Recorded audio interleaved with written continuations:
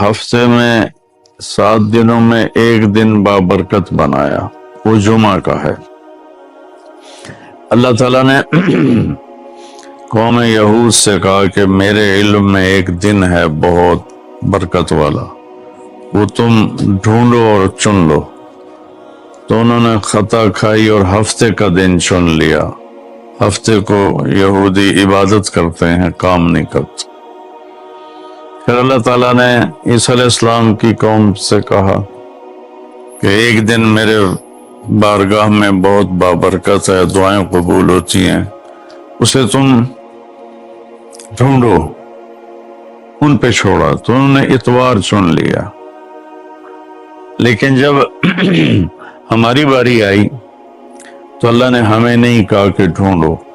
اللہ نے اپنے محبوب کی محبت میں جناب رسول اللہ صلی اللہ تعالی علیہ وسلم کی طفیل اللہ تعالیٰ نے ہمیں خود بتا دیا کہ وہ جمعہ کی رات ہے اور جمعہ کا دن ہے۔ یہ سب سے بہترین دن ہے جمعہ کا، اور پورے سال کے لحاظ سے جمعہ کی رات سب سے بہترین رات ہے۔ خصوصی طور پر پھر شب قدر سب سے اعلیٰ ہو جاتی ہے، لیلۃ القدر سب سے اعلیٰ ہو جاتی ہے۔ تو وہ 21، 23، 25، 27، 29 کی راتوں میں کوئی ایک رات ہوتی ہے، تو وہ اللہ تعالیٰ نے بہت ہی بابرکت بنائی۔ اللہ ہمیں نصیب فرمائے۔ تو جمعے کا دن اللہ تعالیٰ نے پسند فرمایا۔ اس میں ایک گھڑی دعا کی قبولیت کی ہے، وہ چھپی ہوئی ہے۔ اس گھڑی میں جس خوش نصیب کو ہاتھ اٹھانے کی دولت مل جائے، وہ دعا فوراً قبول ہوتی ہے اور سیدھی عرشوں پر جاتی ہے۔ علماء نے اس میں تحقیق کی، ہر ایک نے اپنے اپنے خیال کے مطابق۔ بعضوں کے نزدیک جب امام خطبے کے لیے ممبر پہ آتا ہے تو وہ دعا کی قبولیت کا وقت ہے۔ بعضوں کے نزدیک جب دو خطبوں کے درمیان بیٹھتا ہے تو وہ وقت دعا کی قبولیت کا ہے۔ اور بعضوں کے نزدیک عصر سے مغرب کے درمیان کوئی بھی گھڑی اللہ کی بارگاہ میں دعا کی قبولیت کی ہوتی ہے۔ تو جمعہ کی نماز کو اللہ کے نبی نے بہت اہم قرار دیا، اور ارشاد میں بڑے دکھ کے ساتھ یہ حدیث بیان کر رہا ہوں۔ میرے نبی نے فرمایا جو 3 جمعے مسلسل چھوڑ دیتا ہے وہ میری ملت سے خارج ہو جاتا ہے، میری امت سے خارج ہو جاتا ہے۔ تو میں اپیل کروں گا ان بہن بھائیوں سے جو نماز میں سستی کرتے ہیں، کم از کم جمعہ ضرور پڑھ لیا کریں۔ عورتوں پہ جمعہ فرض نہیں ہے، مردوں پہ فرض ہے۔ تو میں کہا کرتا ہوں جو دوست ملتے ہیں جی نماز نہیں پڑھی جاتی، تو میں ان سے کہتا ہوں ایک نماز 5 میں سے طے کر لو اور ایک جمعہ طے کر دو، 2 نمازیں شروع کر دو۔ جس نے بھی اس پہ عمل کیا وہ 5 وقت کا نمازی بن گیا۔ تو جمعہ کی نماز کے بعد جمعہ سے جمعہ تک کے جتنے گناہ ہوتے ہیں وہ اللہ تعالیٰ معاف فرما دیتے ہیں، اور جو جتنی جلدی جا کے بیٹھتا ہے امام کا خطبہ سننے کے لیے اس کو اتنا زیادہ اجر ملتا ہے۔ تو آج رمضان کا پہلا جمعہ ہے کہ ہم اس کا اہتمام کریں۔ رمضان المبارک میں جنگ بدر ہوئی، 17 رمضان جمعے کا دن، اور اللہ نے قیامت کو بھی جو قائم کرنا ہے جمعے کا دن۔ تو ہر دن اللہ کی بارگاہ میں بابرکت ہوتا ہے اگر ہم اس میں اللہ کی مان کے چل رہے ہیں، اور رمضان شریف میں خاص طور پر، اور پھر جمعہ ہو تو خاص طور پر اس میں ہم اپنے عبادت کو بڑھائیں۔ درود شریف جمعے کے دن کا مبارک عمل ہے، کثرت سے درود شریف پڑھنا، اور 300 دفعہ جو درود شریف پڑھ لیتا ہے وہ کثرت میں شمار ہو جاتا ہے، اوپر کی کوئی حد انتہا نہیں ہے۔ ہمارے ایک رشتہ دار تھے، وہ انتقال ہو گیا، اللہ ان کو درجہ بلند کرے۔ وہ روزانہ ایک دن میں 10,000 دفعہ درود شریف پڑھا کرتے تھے، ہر وقت تسبیح ان کے ہاتھ میں ہوتی تھی اور روزانہ 10,000 دفعہ درود شریف پڑھا کرتے تھے۔ تو میرے بہن بھائیوں، میرے عزیزوں، اللہ تعالیٰ نے ہمیں ہر نماز کی بڑی اہمیت بتائی ہے، ہر نماز کی، لیکن خاص طور پر جمعے کی بڑی فضیلت ہے، اور جمعہ بھی رمضان المبارک کا ہو تو اور زیادہ وہ باعث برکت ہے، قابل رحمت ہے۔ تو روزے کا بھی اہتمام ہو اور ساری نمازوں کا اہتمام فرمائیں، کوئی باجماعت پڑھنے کی کوشش کریں، کوئی جماعت سے رہ جائے تو پھر اس کو چھوڑے نہیں، اسے ضرور پڑھ لیں، کہ نماز کی اللہ تعالیٰ نے جتنی تاکید قرآن میں کی ہے اور کسی کی اتنی تاکید نہیں کی۔ اور اللہ تعالیٰ نے 10 دفعہ اقیم الصلاۃ، اقیم الصلاۃ، اقیم الصلاۃ وآتوا الزکاۃ، تو 10-12 دفعہ اللہ نے قرآن میں براہ راست حکم کیا اقیم الصلاۃ وآتوا الزکاۃ۔ اور ادھر اللہ پاک کی رحمت کے دروازے کھلے ہوئے ہیں، اللہ کا عرش پہلے آسمان پر ہے، جنت کے دروازے کھل چکے ہیں، جہنم کے دروازے بند ہو چکے ہیں۔ اور میرے نبی کا فرمان ہے کہ اگر میری امت کو پتہ چل جائے رمضان کیا ہے تو تمنا کریں گے کہ سارا سال ہی رمضان ہو، اتنی اللہ کی رحمت ہوتی۔ اللہ نے فضل فرمایا، صرف 1 مہینے کے لیے ہمیں اللہ تعالیٰ نے اس کا پابند کیا۔ تو میرے بھائی بہنوں، اس مہینے کو قیمتی بناؤ، کسی سے ہم لڑے ہوئے ہیں ہم صلح کر لیں، مرنے والے سے پوچھو کہ لڑائی کا کیا نقصان ہوتا ہے، مرنے والے سے پوچھو دنیا کی دوڑ کا کیا نقصان ہوتا ہے، مرنے والے سے پوچھو ماں باپ کی نافرمانی کا کیا انجام ہوتا ہے۔ امام بخاری رحمۃ اللہ علیہ نے ایک واقعہ نقل کیا ہے کہ ایک گاؤں میں ایک نوجوان کو دفن کیا گیا، تو عصر کے بعد اس کی قبر پھٹتی اور وہ قبر سے نکلتا، اور اس کا چہرہ گدھے کا ہوتا تھا، اور وہ 3 دفعہ گدھے کی آواز میں آواز نکالتا تھا، پھر وہ قبر میں گرتا تھا، قبر مل جاتی تھی۔ تو لوگوں نے اس کی ماں سے پوچھا کہ یہ کیا چکر ہے؟ تو اس کی ماں نے بتایا کہ شرابی تھا، شراب پیتا تھا، تو میں اسے روکتی تھی نہ پیا کر، تو وہ آگے مجھے کہتا تو کیا گدھے کی طرح آوازیں نکالتی رہتی ہے، مجھے نہ سنایا کرو۔ تو اللہ تعالیٰ نے تھوڑا سا اس کا انجام دکھا دیا کہ ماں باپ کو اس طرح تکلیف دینے سے کیا ہوتا ہے۔ تو بھائیو، ایک تو ہم نماز کو زندہ کریں۔ میرے نبی نے کہا جعلت قرۃ عینی فی الصلاۃ، نماز روزے سے بڑا فرض ہے، میری آنکھوں کی ٹھنڈک نماز میں ہے۔ اور جب آپ دنیا سے تشریف لے جا رہے تھے تو آپ نے پورے دین کو 2 لفظوں میں بیان کیا، ایک ہے حقوق اللہ، ایک ہے حقوق العباد، اور ایک ہے بندگی اور ایک ہے معاشرت۔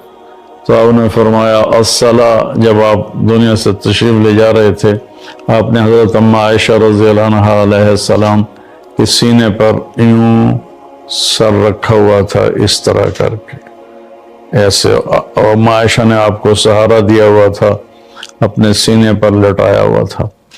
تو آپ فرما رہے تھے الصلاۃ وما ملکت ایمانکم، میری امت ایک نماز نہ چھوڑنا، اور ایک میری امت کے غریب طبقے پر رحم کرنا، ان کے ساتھ آسانی کا سلوک کرنا، ان پر سختی نہ کرنا، ان سے نرمی کا سلوک رکھنا۔ پھر الصلاۃ وما ملکت ایمانکم، نماز نہ چھوڑنا، نماز نہ چھوڑنا، نماز نہ چھوڑنا۔ اور آخری الفاظ بھی یہی تھے، الصلاۃ الصلاۃ الصلاۃ، نماز نماز نماز۔ پھر فرمایا اللہم الرفیق الاعلی، اللہ نے زکوٰۃ فرض کی ہے تو زکوٰۃ نکالو۔ اب تو اتنے حالات ہیں کہ متوسط طبقہ بھی زکوٰۃ کا مستحق ہے، اپنے زکوٰۃ سے بڑھ کے نکالو، کیونکہ زکوٰۃ دینے والا بخیلوں سے تو نکل جاتا ہے، لیکن سخیوں میں داخلہ اس سے اوپر کرے گا تو ہوتا ہے۔ 2,500 دے دیا نا 1 لاکھ میں سے، تو باپ پہ بخیل کا لیبل نہیں لگے گا، لیکن سخی کا بھی نہیں لگے گا، اوپر چوانی خرچ کر دو تو ایک سٹیپ آپ آ جائیں، سخی بن کے زندگی گزارو. لوگوں پہ خرچ کرنے کا مزہ بہت ہے، جوڑنے کے مزے سے زیادہ لگانے کا مزہ ہے. جب مظلوم فریاد کرتا ہے تو آسمان کے سارے دروازے اس کے لیے کھل جاتے، اور خاص طور پر جب یتیم پر ظلم ہوتا ہے تو اللہ کا عرش کانپ اٹھتا ہے، ساتوں آسمان کانپ اٹھتے ہیں، اور اللہ عرشوں سے کہتا ہے کون ہے جس نے اس یتیم کو رلایا ہے. آج کتنے یتیموں کی جائیدادوں پہ قبضے ہو چکے ہیں، اور کتنے ان کے لیے کیس تیار ہیں کہ انہی کی ہے، یتیموں کی نہیں ہے. سویا ہوا ہے میرا اللہ، پتہ انہوں کو نہیں پتہ لگا کی ہوندہ پہ ہے. اس نے اپنے نبی کو یتیم بنا کے بھیجا تھا. ہاں میرے بھائیو بہنوں، معاملہ تو اللہ اس کے رسول کی طرف رجوع کرنے سے بنے گا. آپ عظیم پیشے سے، میرے اللہ نے آپ ہماری ریڑھ کی ہڈی معیشت نہیں، ہماری ریڑھ کی ہڈی عدل ہے. عدل، جب ریڑھ کی ہڈی ٹوٹ جائے تو وہ انسان کھڑا نہیں ہو سکتا. معیشت بھی ہو، تجارت بھی ہو، زراعت بھی ہو، سب کچھ ہو اور عدل نہ ہو تو ریڑھ کی ہڈی ٹوٹی ہے. یہ ویل چیئر پر تو چل سکتا ہے، پاؤں پہ نہیں چل سکتا. بھوک ہو، افلاس ہو، لیکن عدل قائم ہے تو یہ اپنی کمر پہ کھڑا ہوا ہے، یہ اپنے پاؤں سے چلے گا. ہمارے معاشرے کی کمر ٹوٹ چکی ہے، ہمارے معاشرے کی کمر ٹوٹ چکی ہے. میرے نبی نے کہا اتقی دعوت المظلوم. میرے نبی نے فرمایا مظلوم کی بد دعا سے بچنا، مظلوم کی بد دعا سے بچنا. اور مظلوم کہا، مظلوم ہندو، دہریہ، کافر، مومن، مسلم سب برابر، ایک برادری ہے. مظلوم ایک برادری ہے. وہ عیسائی ہے مظلوم ہے، مسلمان ہے مظلوم ہے، یہ ایک برادری ہے. مظلوم کی بد دعا، میرے نبی نے کہا اللہ اور اس کی بد دعا کے درمیان کوئی چیز رکاوٹ نہیں ہوتی مظلوم کی بد دعا سے. میرے نبی نے فرمایا بنی اسرائیل میں ایک عورت تھی، اس کا جھونپڑا تھا، بادشاہ نے محل وسیع کیا، جھونپڑا اس میں آ رہا تھا، انہیں کہا گرا دو. اما تھی نہیں، واپس آئی تو اس کا جھونپڑا ملبے کا ڈھیر تھا. وہ کہنے لگی یہ میرے گھر کو کس نے گرایا ہے؟ لوگوں نے کہا یہ بادشاہ نے حکم دیا، گرا دیا ہے. تو اس نے ملبے کے ڈھیر پر یوں کہا میرے رب میں تو موجود نہیں تھی، تو تو موجود تھا. میں تو موجود نہیں تھی، تو تو موجود تھا. بس ایک بول.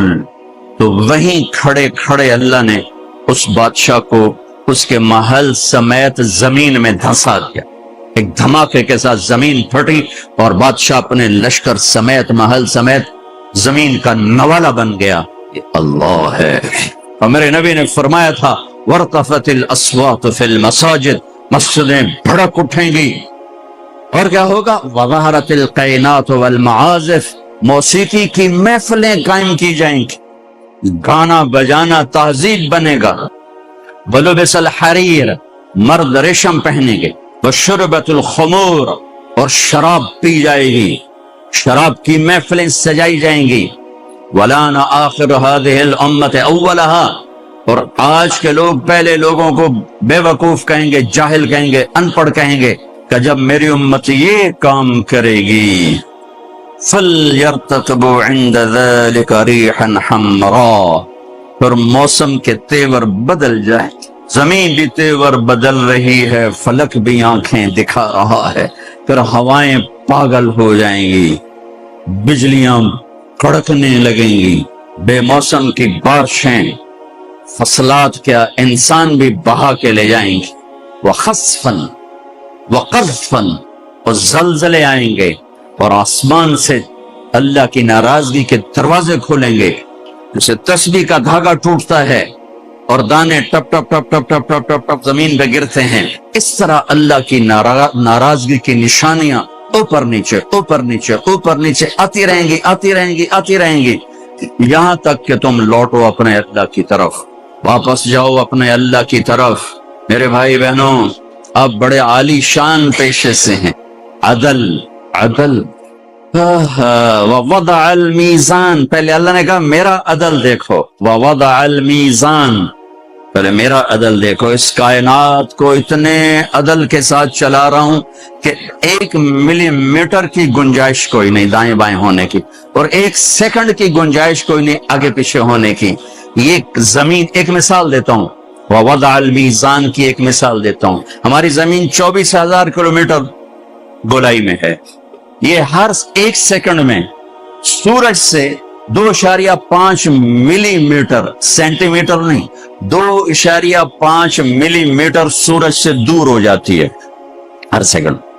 صرف 3 مائکرو میٹر کا فرق پڑ جائے، یہ 3.5 کی 2.5 کی بجائے یہ 2.8 ہو جائے، 2.8 ہوگا ٹھیک، یا یہ 2.2 ہو جائے، 3 مائکرو میٹر زیادہ ہو جائے یا کم ہو جائے، تو چند ہفتوں میں یہ سارا ہمارا جو سولر سسٹم ہے یہ تباہ ہو جائے، تباہ ہو جائے.